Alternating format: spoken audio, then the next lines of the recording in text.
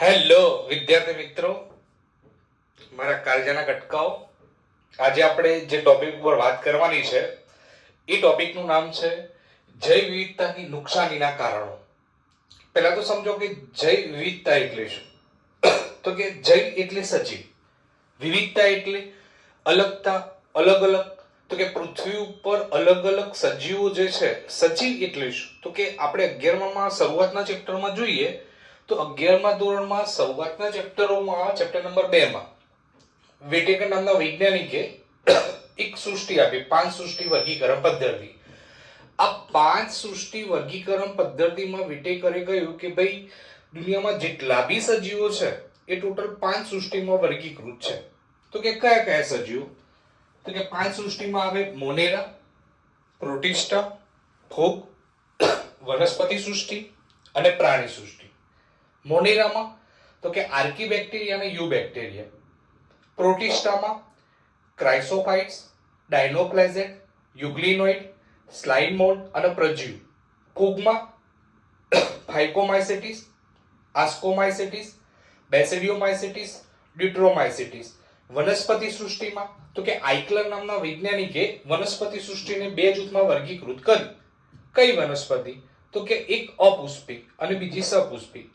અપુષ્પીમાં 3 જૂથ આવે. કયા કયા? તો કે એકાંગી, દ્વિઅંગી, ત્રિઅંગી. એકાંગીમાં લીલ આવે, ક્લોરોપાઇસી, ફિયોપાઇસી, રોડોપાઇસી. દ્વિઅંગીમાં લીવરવટ અને મોસ આવે. ત્રિઅંગી સપુષ્પીમાં 2 જૂથ પાડ્યા હતા, અનાવૃત અને આવૃત. આવૃતમાં 2 આવે, દ્વિદળી અને એકદળી. પ્રાણી સૃષ્ટિનું વર્ગીકરણ ચેપ્ટર નંબર 4 માં આપણે જોઈએ તો સચિદ્ર સમુદાયથી સ્ટાર્ટ થાય. સચિદ્ર, કુષ્ઠાંત્રી, કંકતધારા, પૃથુકુમી, સૂત્રકુમી, નુપુરક, સંધિપાદ, મૃદુકાય, શૂળત્વચી, સામી મેરુદંડી, ચૂષ્મુખા, ઉભયજીવી સરીસૃપ, વિહંગ, સસ્તન. સચિદ્રથી લઈને સસ્તન, સચિદ્ર, કુષ્ઠાંત્રી, કંકતધારા, પૃથુકુમી, સૂત્રકુમી, સામી મેરુદંડી, ચૂષ્મુખા, ઉભયજીવી સરીસૃપ, વિહંગ, સસ્તન, કાસ્તિમત્સ્ય, અસ્થિમત્સ્ય. તો આ બધા સજીવો જેને એક શબ્દમાં કહેવાય જૈવ વિવિધતા. હવે આ જૈવ વિવિધતા એટલે કે સજીવોની સંખ્યા, જાતિઓની સંખ્યા દિવસે ને દિવસે ઘટી રહી છે. એ માટેના કારણો, એ નુકસાન, સજીવો જાતિઓની સંખ્યા કેમ ઘટી રહી છે એના કારણો. તો કે એના કારણોમાં મુખ્ય કારણ તો કે હાલ વિશ્વ જાતિ વિલોપનનો સામનો કરી રહ્યું છે. એટલે કે આખી દુનિયામાં હાલ આ જે જાતિઓ છે આપણે જે બોલ્યા મોનેરા, પ્રોટિસ્ટા, ફૂગ, વનસ્પતિ સૃષ્ટિ, પ્રાણી સૃષ્ટિ, એ દિવસે દિવસે ઘટી રહી છે. તો આનું મુખ્ય કારણ કયું? તો આનું મુખ્ય કારણ છે માનવ પ્રવૃત્તિ. આ સમજવા માટે, આ થિયરી સમજવા માટે ધ એવિલ ક્વાર્ટેટ. એવિલ એટલે એક નેગેટિવ શક્તિ થાય, અમંગલ, ખરાબ. ક્વાર્ટેટ એટલે 4. એટલે 4 કારણો આપ્યા છે કે આ 4 કારણોને કારણે જૈવ વિવિધતા ઘટી રહી છે, નુકસાન થઈ રહ્યું છે જૈવ વિવિધતાનું. તો આ 4 કારણો કયા? પહેલું કારણ આવે વસવાટી નુકસાન અને અવખંડન. બીજું કારણ અતિશોષણ. ત્રીજું કારણ વિદેશી જાતિઓનું અતિક્રમણ. અને ચોથું કારણ સહવિલોપન અને સહલુપ્તતા. તો પહેલા આપણે સ્ટાર્ટ કરીએ, પહેલા કારણથી સમજીએ. બધા કારણો આપણે ડીપમાં જોઈએ. પહેલું કારણ છે વસવાટી નુકસાન અને અવખંડન. તો અહીંયા ધ્યાન આપો, સમજો. તો કે વસવાટી નુકસાન અને અવખંડન એટલે શું? તો કે પૃથ્વી ઉપર પહેલા જે વર્ષાવનો હતા, વર્ષાવનો એટલે કે જંગલો, એ પહેલા પૃથ્વી ઉપર 14% જે જમીન છે એ 14% જમીનને આવરી લેતા હતા. એનો મતલબ એ થયો કે એ વર્ષાવનો પૃથ્વીની જેટલી જમીન છે એના 14% ભાગ આવરી લેતા હતા. હાલ એ જ વર્ષાવનો 6% કરતા પણ ઓછો જમીનનો વિસ્તાર આવરે છે. એનો મતલબ એ થયો કે જંગલો કપાઈ રહ્યા છે માનવ પ્રવૃત્તિઓને કારણે. એક વર્ષાવનનું એક્ઝામ્પલ આપ્યું કે ભાઈ એમેઝોનના વર્ષાવનો, એમેઝોન જંગલ છે ભાઈ, આ એમેઝોનના વર્ષાવનો એ કેટલી ઘણી બધી અસંખ્ય જાતિઓનું આશ્રયસ્થાન છે.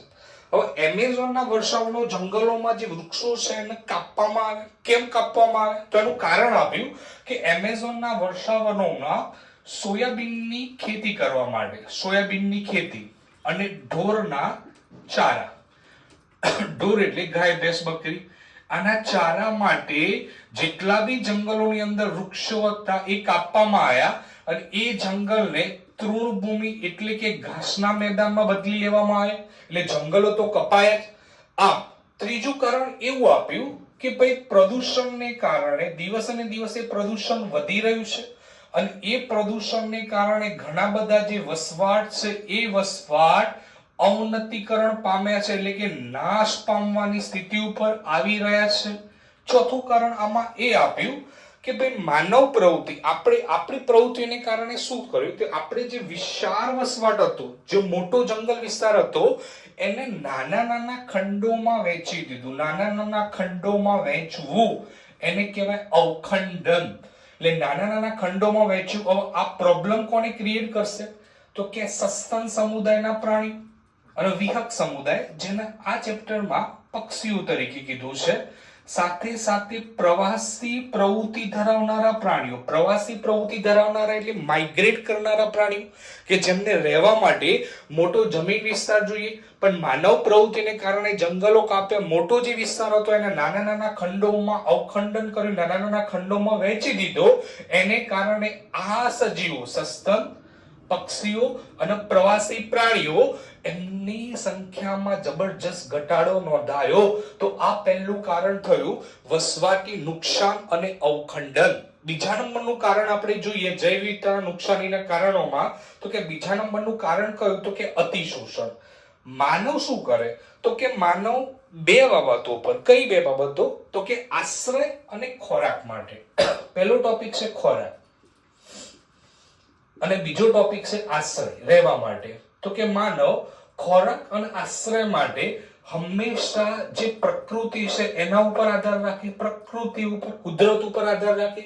પણ માનવે પોતાના ખોરાક અને આશ્રય માટે લાલચને કારણે આ જે પ્રકૃતિ હતું, નૈસર્ગિક જે સ્ત્રોતો હતા, એનું અતિશોષણ કર્યું. અને અતિશોષણ એટલે હદ કરતા વધારે ઉપયોગ કર્યો. એને કારણે છેલ્લા 500 વર્ષોમાં સ્ટીલર, સી કાઉ અને બીજું પેસેન્જર પિજિયન આવી જે જાતિઓ છે એ લુપ્ત થવા માંડી છે. આ ઉપરાંત દરિયાઈ જે માછલીઓ હતી, કેમ કે દરિયાઈ માછલીઓનો વધારે શિકાર કરવામાં આવ્યો, હદ કરતા વધારે, કેમ કે દરિયાઈ માછલીઓમાંથી ઘણી બધી પ્રોડક્ટો મળી, ઘણી બધી દવાઓ બને છે, ઘણા બધા ઓઇલ્સ બને છે.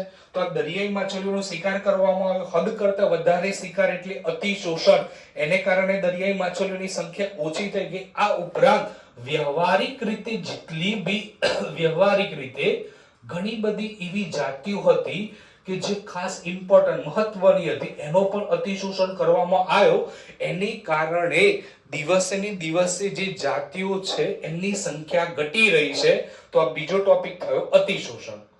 હવે આપણે ત્રીજો અને મોસ્ટ ઇમ્પોર્ટન્ટ ટોપિકની વાત કરીએ, વિદેશી જાતિઓ